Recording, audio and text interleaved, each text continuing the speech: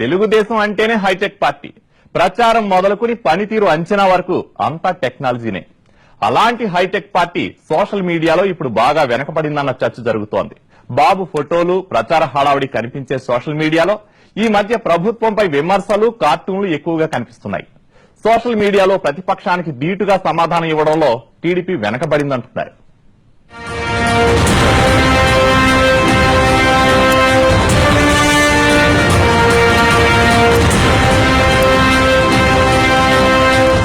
చంద్రబాబు నుంచి నారా లోకేష్ వరకు పార్టీలో టెక్నాలజీకి పెద్దపీట వేస్తారు.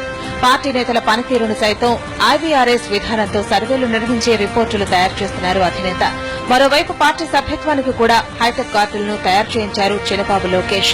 ప్రచారం నుంచి ప్రతి అంశంలో టీడీపీ టెక్నాలజీని మొదటి నుంచి బాగా ఉపయోగించుకుంటుందన్న పేరుంది. సార్వత్రిక ఎన్నికల్లో సైతం సోషల్ మీడియాలో విస్తృతంగా ప్రచారం నిర్వహించిందా పార్టీ. తెలుగుదేశం పార్టీకి అనుకూలంగా విస్తృతంగా పోస్టులు ఫేస్బుక్లలో కనిపించేవి.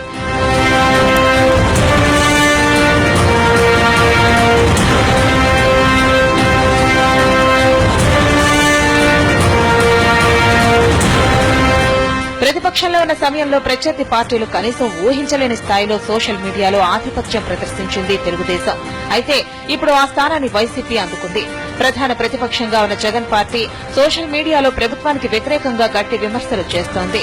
ప్రభుత్వం నిర్వహించే ప్రతి కార్యక్రమంపై విమర్శనాత్మకంగా పోస్టింగ్లు పెడుతోంది. పెద్ద సంఖ్యలో పోస్టులు ఫేస్బుక్ లో దర్శనమిస్తున్నాయి. ఎఫ్బీలో జరిగే చర్చల్లో కూడా జగన్ అభిమానులు పెద్ద సంఖ్యలో పాల్గొంటూ తమ గళం వినిపిస్తున్నారు. మరోవైపు వాట్సాప్ లో సైతం ఇదే జోరు చూపుతోంది వైసీపీ.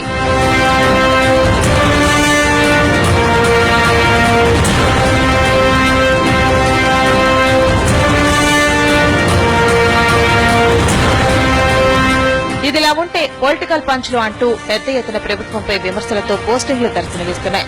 బాబు మాట్లాడిన మరో నిమిషంలో వ్యంగ్యంగా లేక విమర్శలతో పోస్టులు దర్శనమిస్తున్నాయి. ప్రభుత్వంపై విమర్శలు చేసేందుకు, విధానాలను ఎండగట్టేందుకు ఆసక్తికరంగా పోస్టులు చేస్తున్నారు. దీనికోసం వైసీపీలో ప్రత్యేకంగా టీంలు పనిచేస్తున్నాయి.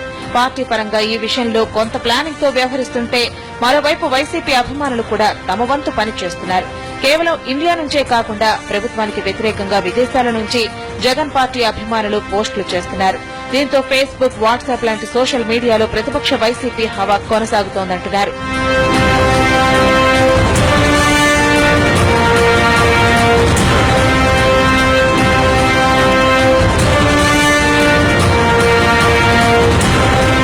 తెలుగుదేశం పార్టీలో ఐటీ వింగ్ కు చాలా ప్రాధాన్యం ఉంది. పార్టీ అధికారంలోకి రావడానికి ఐటీ వింగ్ చేసిన ప్రచారం అద్భుతం అంటూ గతంలో అంతా కీర్తించారు. అయితే ఇప్పుడు ఆ వింగ్ పూర్తిగా డల్ అయిపోయిందన్న చర్చ జరుగుతోంది. దీనికి తోడు పార్టీ పరంగా ప్రభుత్వ కార్యక్రమాలను వివరించేందుకు పెద్దగా ప్రయత్నాలు కూడా జరగట్లేదట. సాధారణంగా అధికారంలోకి వచ్చిన తర్వాత ఎదురుదాడి తగ్గుతుంది. ప్రతిపక్షంగా ఉన్న సమయంలో చేసినన్ని విమర్శలు అధికారంలో కూర్చుని చేయలేరు.